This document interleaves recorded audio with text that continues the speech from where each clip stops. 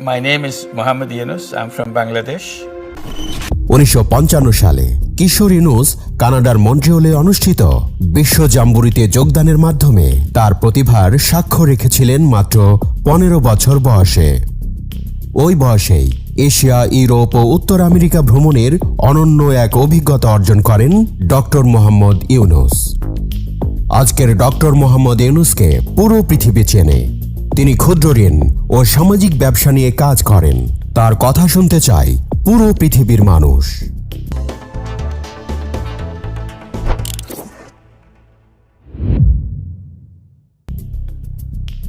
Doctor Mohammad Yunus 1940 সালের 28 June Chittagong জেলার হাটহাজারী উপজেলার বাথুয়া গ্রামে জন্মগ্রহণ করেন। তার বাবার নাম হাজী দুলা মিয়া সওদাগর এবং মায়ের নাম সুফিয়া খাতুন। মোহাম্মদ ইউনুসের সহধর্মিণী ডক্টর আফরোজি ইউনুস।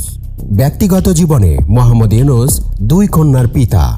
মোহাম্মদ ইউনুসের ভাই মোহাম্মদ ইব্রাহিম ঢাকা বিশ্ববিদ্যালয়ের পদার্থবিজ্ঞান বিভাগের অধ্যাপক এবং ছোট ভাই মোহাম্মদ জাহাঙ্গীর একজন জনপ্রিয় টিভি ব্যক্তিত্ব। তার প্রথম বিদ্যালয় মহাজন ফকিরের স্কুল। চট্টগ্রাম কলেজিয়েট স্কুল থেকে ম্যাট্রিক পরীক্ষায় মোহাম্মদ ইউনুস মেধা তালিকায় 16তম স্থান অধিকার করেন এবং চট্টগ্রাম কলেজে ভর্তি হন। সেখানে তিনি সাংস্কৃতিক এবং রাজনৈতিক কর্মকাণ্ডের সাথে নিজেকে যুক্ত করেন। কলেজে তিনি নাটকে অভিনয় করে প্রথম পুরস্কার লাভ করেন। এছাড়াও তিনি সাহিত্য পত্রিকার সম্পাদনা এবং আজাদী পত্রিকায় কলাম লেখার কাজে যুক্ত ছিলেন। 7ম শ্রেণীতে পড়ার সময় তিনি বয়েজ স্কাউটসে যোগ দেন এবং বয়েজ স্কাউটসের পক্ষ থেকে মাত্র 15 বছর বয়সে যুক্তরাষ্ট্র, কানাডা সহ এশিয়া এবং ইউরোপের বিভিন্ন দেশ ভ্রমণ করেন।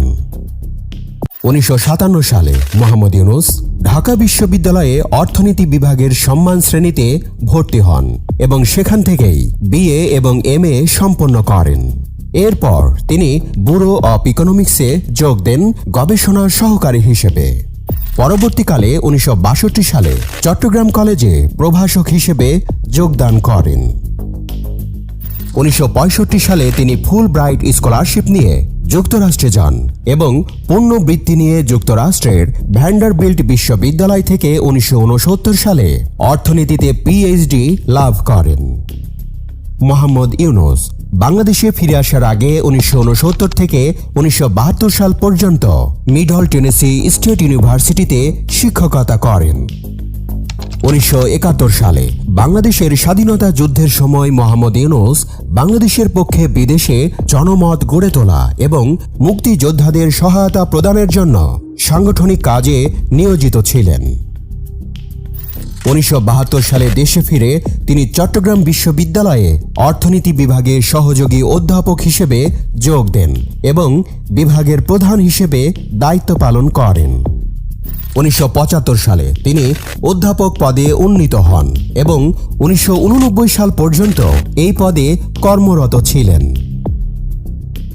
ডক্টর মোহাম্মদ ইউনুস দারিদ্রতার বিরুদ্ধে তার সংগ্রাম শুরু করেন 1974 সালে বাংলাদেশে সংঘটিত দুর্ভিক্ষের সময়।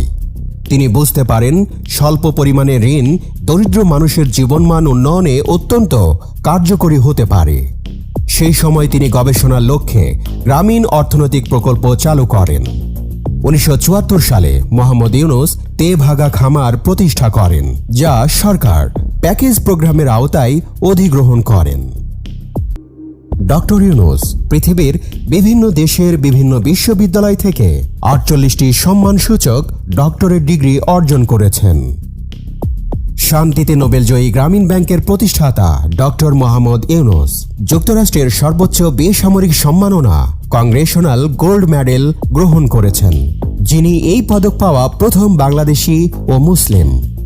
বিশ্বের সর্বোচ্চ সম্পদশালী 2 শতাধিক ব্যক্তির সম্মেলনে নোবেলজয়ী প্রফেসর ডক্টর মোহাম্মদ ইউনুসকে আজীবন সম্মাননা পুরস্কারে ভূষিত করা হয়েছে।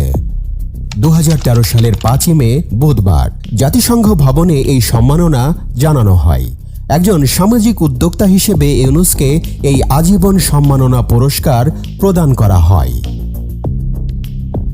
ডক্টর মোহাম্মদ ইউনুস প্রতিষ্ঠিত গ্রামীণ ব্যাংক নিয়ে গবেষণা হয়েছে পৃথিবীর যে কোনো প্রচলিত ব্যাংকের চেয়ে বেশি। গ্রামীণ ব্যাংক গড়ে তোলার মূল উদ্দেশ্য ছিল প্রান্তিক জনগোষ্ঠীকে সহজ শর্তে ঋণ দিয়ে সুদী মহাজনদের খপ্পর থেকে বের করে এনে স্বাধীনভাবে তাদের সৃজনশীলতাকে কাজে লাগিয়ে স্বাবলম্বী করা। ডক্টর মোহাম্মদ ইউনুস চট্টগ্রাম বিশ্ববিদ্যালয়ে অধ্যাপনাকালীন ৭৪-এর দুর্ভিক্ষ চলছিল। অসহায় দরিদ্র মানুষের কষ্ট লাঘবের তীব্র আকাঙ্ক্ষা তাকে সাধারণ মানুষের কাছে টেনে আনে। নিজের পকেট থেকে ঋণ প্রদানের মাধ্যমে শুরু করা ছোট উদ্যোগী আজকের নোবেল বিজয়ী গ্রামীণ ব্যাংক। ১৯৭৬ সালে প্রতিষ্ঠিত হয়েছিল গ্রামীণ ব্যাংক। ১৯৮৩ সালে এটি একটি বৈধ এবং স্বতন্ত্র ব্যাংক হিসেবে যাত্রা শুরু করে। গরিবের অর্থনৈতিক উন্নয়নে গ্রামীণ ব্যাংকের সাফল্য উন্নত বিশ্ব, এমনকি যুক্তরাষ্ট্রসহ অন্যান্য শিল্পোন্নত দেশসমূহকে গ্রামীণের এই মডেল ব্যবহার করতে উদ্বুদ্ধ করে। এ পর্যন্ত বিশ্বের ৪২টি দেশে গ্রামীণ ব্যাংকের আদলে ১৩২টি আর্থিক প্রতিষ্ঠান সফলভাবে কার্যক্রম চালাচ্ছে। ১৬টি দেশে সরাসরি গ্রামীণ ব্যাংকের কর্মকর্তারা প্রকল্প বাস্তবায়নে সফলতার স্বাক্ষর রেখে চলেছেন। ২০০৬ সালে নোবেল শান্তি পুরস্কার পাওয়ার পর ডক্টর মোহাম্মদ ইউনুসের দায়িত্ব ও কর্মপরিধি বেড়ে যায় বহুগুণ। সমস্যা সমাধানের জন্য একে একে প্রতিষ্ঠা করেন বহু সামাজিক ব্যবসা প্রতিষ্ঠান ও কোম্পানি। যৌথ ব্যবসায় এগিয়ে আসেন ফ্রান্সের ডানন ফোর্বস, ভিওলিয়া ওয়াটার, জার্মানির BASF, জাপানের বিখ্যাত ইউনিক্লো সহ বিশ্বের বহু নামি দামি কোম্পানি। দুর্বার গতিতে এগিয়ে চলে ডক্টর মোহাম্মদ ইউনুসের সামাজিক ব্যবসার মিশন। জাপান, চীন, রাশিয়া, সৌদি আরব, আরব আমিরাত, আফ্রিকা, অস্ট্রেলিয়া, ল্যাটিন আমেরিকা সহ পৃথিবীর বিভিন্ন প্রান্ত থেকে আসে বক্তৃতা প্রদানের আমন্ত্রণ। ১ ঘন্টা বক্তৃতার জন্য প্রস্তাব থাকে বাংলাদেশি টাকায় ১ কোটি বা তার চেয়েও বেশি। বিশ্ববাসীর কাছে তিনি একজন অতি সম্মানিত পরম শ্রদ্ধেয় ব্যক্তিত্ব। তার সাক্ষাৎ পাওয়ার জন্য কত দেশের রাষ্ট্রপ্রধান, সরকার প্রধান, মন্ত্রী, বিখ্যাত ব্যবসায়ী সহ সর্বস্তর থেকে প্রতিনিয়ত আমন্ত্রণপত্র আসতে থাকে। খুব কমই তিনি আমন্ত্রণপত্র গ্রহণ করতে পারেন, তবে প্রত্যেকটি আমন্ত্রণপত্রের জবাব দেওয়া হয়।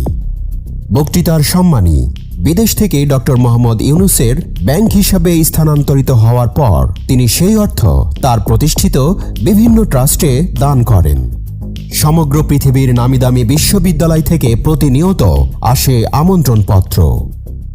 ইতিমধ্যেই ৩২টি দেশের ৮৩টি বিশ্ববিদ্যালয় কলেজে ডক্টর মোহাম্মদ ইউনুসের নামে ইউনুস সোশ্যাল বিজনেস সেন্টার প্রতিষ্ঠিত হয়েছে। সেখানে গবেষণা হচ্ছে ডক্টর মোহাম্মদ ইউনুসের কর্ম ও জীবনাদর্শন নিয়ে। সামাজিক ব্যবসার উপর কোর্স চালু হয়েছে বিভিন্ন শিক্ষা প্রতিষ্ঠানে। ডক্টর মোহাম্মদ ইউনুসের জীবনী অন্তর্ভুক্ত হয়েছে কানাডা ও জাপানের মাধ্যমিক বিদ্যালয়ের পাঠ্যপুস্তকে। পৃথিবীর মাত্র ৭ জন ব্যক্তি, তার মধ্যে ডক্টর মোহাম্মদ ইউনুস, যিনি পেয়েছেন নোবেল শান্তি পুরস্কার, প্রেসিডেন্সিয়াল মেডেল অফ ফ্রিডম ও কংগ্রেশনাল গোল্ড মেডেল সহ বহু পুরস্কার। বাংলাদেশকে তিনি এনে দিয়েছেন এসব বিরল সম্মাননা।